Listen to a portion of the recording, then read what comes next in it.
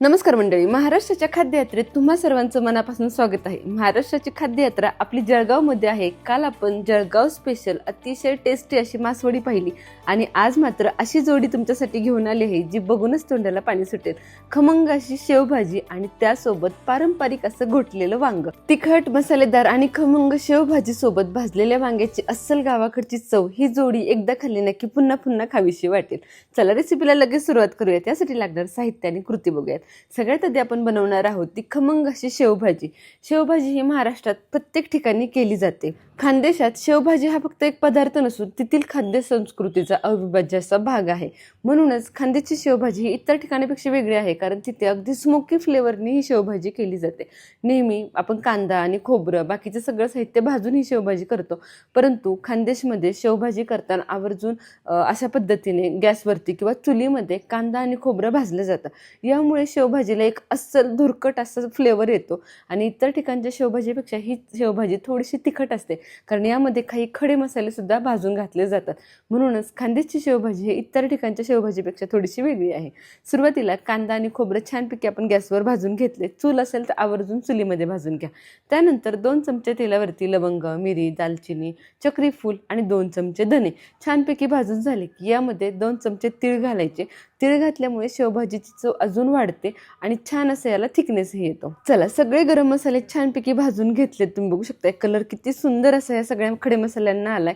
आता हे सगळं वाटण आपण छान असं करून घेणार आहोत. वाटण करण्यासाठी भाजलेला कांदा छानपैकी चिरून घ्यायचा. खोबरं ही छान छोटे छोटे तुकड्यांमध्ये करून घ्यायचं, म्हणजे सगळ्या गोष्टी मिक्सरला छान अशा बारीक होतील. आता यामध्ये आलं, लसूण आणि कोथिंबीर ही आवर्जून घालायची आहे, कारण यामुळे आपल्या भाजीला गडद रंग यायला मदत होते आणि फ्लेवरही अतिशय टेस्टी असा येतो. सुरुवातीला खडे मसाले, धने आणि तीळ हे जे काही साहित्य आपण भाजून घेतलं होतं ते वाटून घेऊयात आणि त्यानंतर यामध्ये खोबरं, कांदा, आलं, लसूण आणि कोथिंबीर घालून अगदी बारीक असं वाटून घ्यायचे. थोडंसं पाणी ही आवर्जून घाला, म्हणजे सगळ्या गोष्टी अगदी सहजपणे बारीक होतील.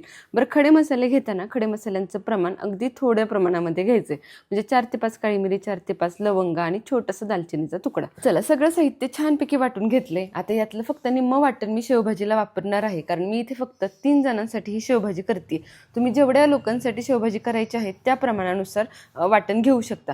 बरं, खानदेशची शेवभाजी ही इतर ठिकाणच्या शेवभाजीपेक्षा थोडीशी दाटसर असते, ती खूप जास्त पातळ नसते. चला, तर तेलावरती जिरी, मोहरी, कढीपत्त्याची खमंग फोडणी घालायची. त्यावरती हे केलेलं वाटण घालायचं आणि वाटण छान असं तेल सुटेपर्यंत परतवून घ्यायचं. जेवढं तुम्ही वाटण छान परतवून घ्याल तेवढे तुमच्या शेवभाजीला छान खमंग अशी चव येणार आहे. त्यामुळे मसाला छान असा परतवून घ्या. चला, वाटण छान तेल सुटेपर्यंत परतले गेले. आता यामध्ये 1 चमचा हळद, 1 चमचा काळं तिखट, अर्धा चमचा लाल तिखट, अर्धा चमचा धना पावडर घालून घेतली. धने जरी आपण अगोदर सुरुवातीला सुद्धा भाजताना वापरले असले तरी धनापूड इथेही आवर्जून घाला. धनापूड घातल्यामुळे शेवभाजीला टेस्ट अजूनच छान येते. मसाले सगळे छान या वाटणामध्ये परतवून घ्यायचे. आता यामध्ये गरम पाणी घालायचे. शेवभाजी बनवताना कधीही वाटणामध्ये थंड पाणी घालायचं नाही. शेवभाजीच काही तर कोणताही पदार्थ तुम्ही बनवत असताना मसाला जेव्हा तुम्ही छान परतवून घेता तेव्हा आवर्जून गरम पाणी घाला. चला, गरम पाणी घातल्यानंतर व्यवस्थित मिक्स करून घ्यायचे. चवीप्रमाणे मीठ आणि कोथिंबीर घालायची. तुम्ही बघू शकता आत्ताच आपल्या शेवभाजीला किती सुंदर असा रंग यायला सुरुवात झाली. जसजसा हा रस्सा उकळणार आहे, छान सगळे मसाले एकजीव होणार आहेत, तसा रंग अजूनच छान येणार आहे. रश्श्याला छान अशी उकळी आली की यामध्ये शेव घालायची. आता खानदेशमध्ये शेवभाजी आवर्जून रश्श्यामध्ये थोडीशी शिजवली जाते. जरी ती शिजवल्यामुळे थोडीशी मऊसूत झाली ना तरी टेस्ट अप्रतिम अशी येते. शेवेचं स्ट्रक्चर अजिबातही बदलत नाही. फक्त 1-2 मिनिटं मी शेवभाजी छानपैकी उकळून घेतली आहे. शेव त्यामध्ये थोडीशी हलकीशी शिजवून घेतली. रंग तुम्ही बघू शकताय अप्रतिम असा आलाय. लाल तिखट, काळं तिखट आणि गॅसवर भाजलेल्या सगळ्या साहित्यांचा रंग दोन्ही एकत्र होऊन अप्रतिम असा कलर आणि चव आपल्या शेवभाजीला येते.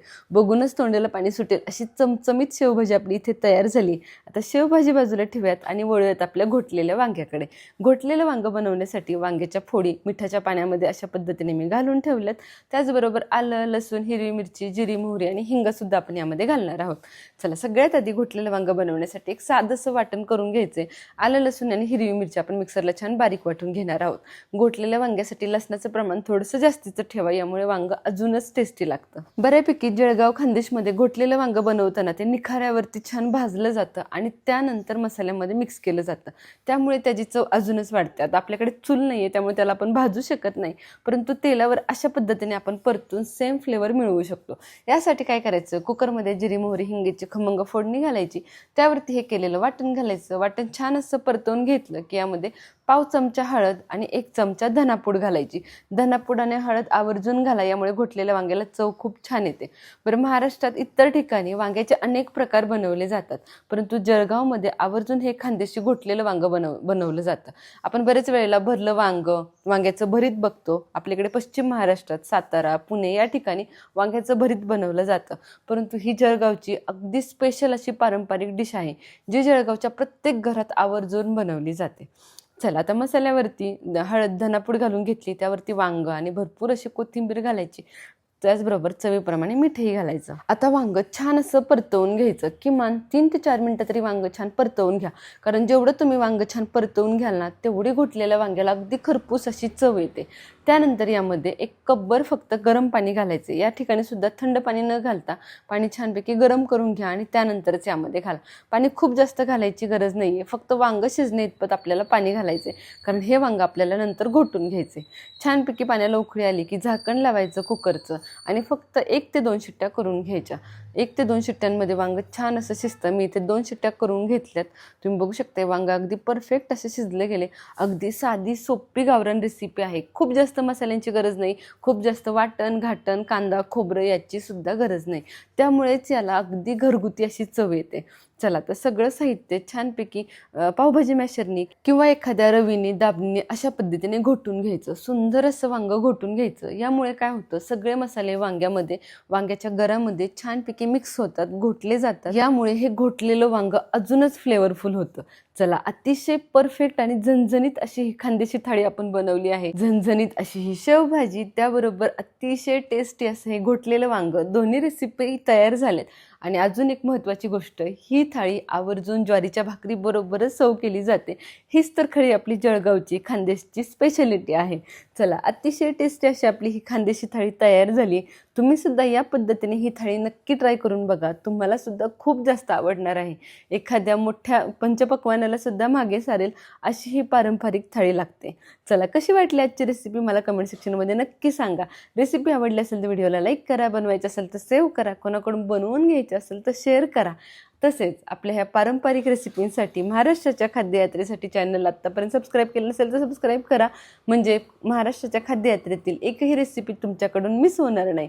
चला, खानदेश जळगाव जिल्हा तर आपला झालाय. उद्या भेटूयात नवीन जिल्ह्यासोबत आणि त्या जिल्ह्यातील पारंपरिक अस्सल गावरान रेसिपींसोबत. चला, चॅनलला सबस्क्राईब करा. तसेच फेसबुक आणि इंस्टाग्रामवरही तुम्ही आत्तापर्यंत आपल्या चॅनलला फॉलो केलं नसेल तर फॉलो करून ठेवा, कारण तिथेही दररोज नवनवीन रेसिपीज तुमच्या भेटीला येत असतात. पुन्हा एकदा अशाच खमंग आणि चविष्ट रेसिपी सोबत. धन्यवाद.